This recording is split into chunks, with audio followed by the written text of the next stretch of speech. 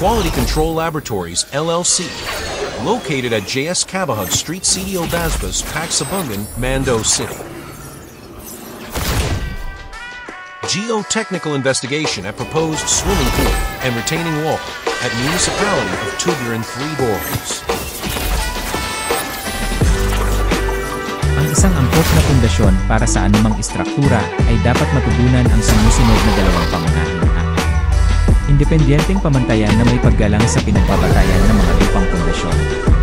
Ang pundasyon ay dapat na may sapat na kadahilanan ng kaligtasan laban sa pagkagupit, pagkabigo o kapasidad ng tindig pagkabigo ng subsoil. Mga patayong paggalaw ng pundasyon dahil sa kompresyon ng mga lupa. Sa ilalim ng pundasyon ay dapat nasa loob ng matitiis na mga limitasyon. Sa pangkalahatan, ang mga pinapahintulutang pressure ay kinukwenta para sa parehong shear failure height. Pinakamataas na pinahihintulutang pamantayan sa pag-areglo at ang mas maliit sa dalawa ay ginagamit sa disenyo ng mga pundasyon at itinuturing na netong pinahihintulutang kapasidad ng lupa. Ito ay karaniwang sinusunod na ang computed tindig capacities ng mababaw na pundasyon mula sa paggugupit na pagsasaalang-alang sa mga compact na butil-butil na mga lupaan. Sa pangkalahatan ay mataas. Sa makatuwid, ang mga halaga ng kapasidad ng tindig na nakuha mula sa pag-areglo. Ang mga pagsasaalang-alang ay namamahala sa disenyo. Ang pinahihintulutang kapasidad ng pagdadala ng mga lupa ay pangunahing pinamamahalaan ng mga sumusunod na kadahilanan.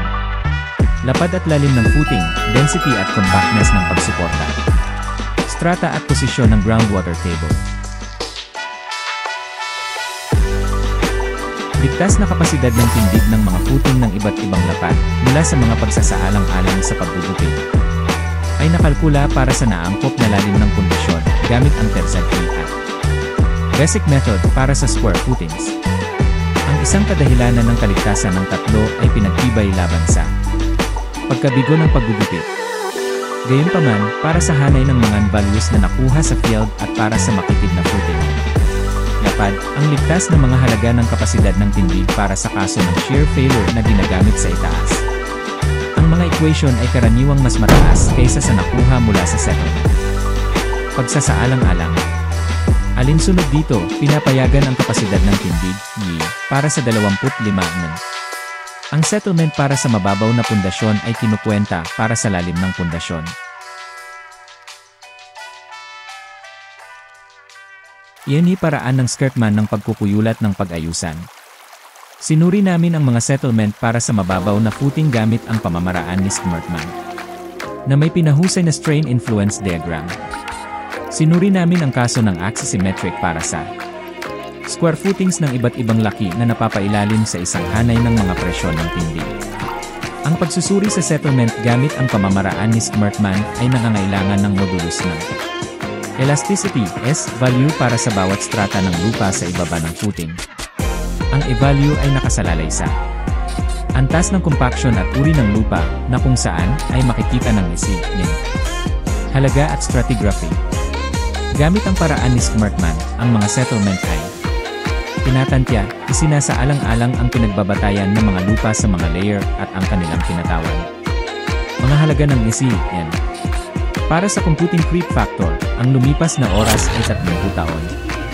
Ang data ng NC na nakuha mula sa mga kinatawan na borehole ay ginamit sa pagsusuri.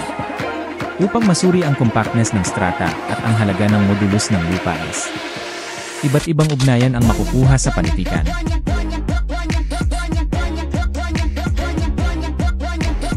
Batay sa ibinigay na impormasyon para sa iminungkahing gusali, mababaw na pundasyon ay dapat ampunin.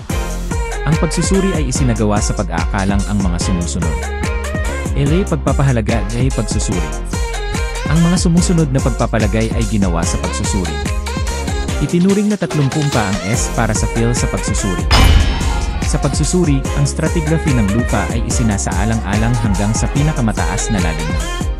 Paggalugad, ibig sabihin, 7.5 metro. Higit pa sa mga kalaliman na ito, ipinapalagay na ang strata ay umiralsa. Ang pagtatapos ng boring ay magpapatuloy. Kung ang mga paggalugad sa hinaharap ay magpapakita ng iba't ibang subsoil. Mga kondisyon sa lalim sa ibaba 7.5 metro, maaaring kailanganin na muling sulitin. Mga rekomendasyon ng ulat. Sa pamamagitan ng paghahambing ng mga halaga ng kapasidad ng tindig mula sa mga pagsasaalang-alang sa paggugupit at pagsasaalang-alang sa settlement, nabanggit na ang mga settlement ay namamahala sa shear failure. Sa halip na gupitin para sa mga agos ng stratigraphy ng lupa. Alinsunod dito, pinapayagan ng NET. Ang mga kapasidad ng tindig ay nagmula sa mga tinantyang settlement.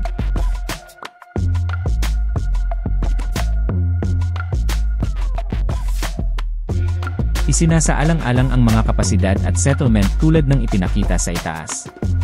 Kabuang mga settlement para sa static na mga kondisyon at para sa isang nakahiwalay na footing. Sumasailalim sa mga patayong P-concentric na load na walang interference mula sa katabi. Mga pundasyon. Gayunpaman, sa pagsasagawa, ang mga footing ay maaaring itayo ng malapit, na maaaring magresulta sa overlap ng mga stress zone sa ibaba ng footings. Kapag naganap ang gitna hanggang gitna ng mga footing na nagsasapawan ng mga stress zone, nagreresulta ito sa karagdagang kasunduan dahil sa panghihimasok. Kadalasan ang differential settlement sa halip na ang kabuang settlement ang kritikal. Sa isang istruktura, ang mga differential settlement ay inaasahang nasa dalawang katlonan. Ang kabuang mga settlement. Ang differential settlement ay ang relatibong paggalaw ng dalawang bahagi ng istruktura. Nagreresulta ito sa angular distortion o relative rotations na maging critical na lampas sa ilang partikular na limitasyon ng mga halaga. We are open from Monday to Saturday. Located in J.S. Cabahug St. Sidio Basbas, Pagsabungan, Mando City. For more info please contact us at 0908-677-5422, 0995-670-9883,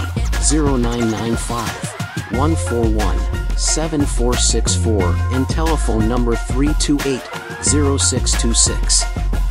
Thank you for watching.